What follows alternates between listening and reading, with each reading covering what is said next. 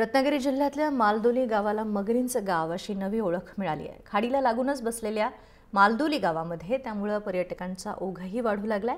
या खाडीमध्येच छोटी बेटं आहेत। इथल्या मगरींसाठी ती बेट म्हणजे विरंगुळ्याची ठिकाणं ठरलीत। विशेष म्हणजे या गावाला लाभलेला निसर्गही पर्यटकांना आकर्षित करतोय, त्यामुळे पर्यटनाचा व्यवसायही इथल्या स्थानिकांसाठी आपसूक तयार झालाय।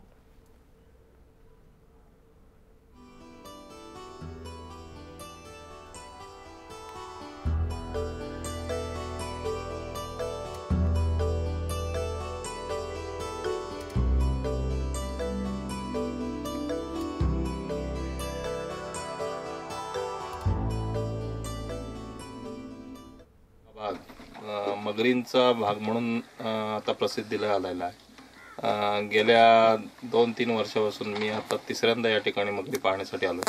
या ठिकाणी दाभोळ खाडीतून खेडीच्या दिशेने सफर करणे बोटीमधून, आणि ती सफर करत असताना आजूबाजूला फिरणाऱ्या मगरी, मुक्त संचार करीत असलेल्या मगरी पाणी, हा एक वेगळाच आनंद आहे।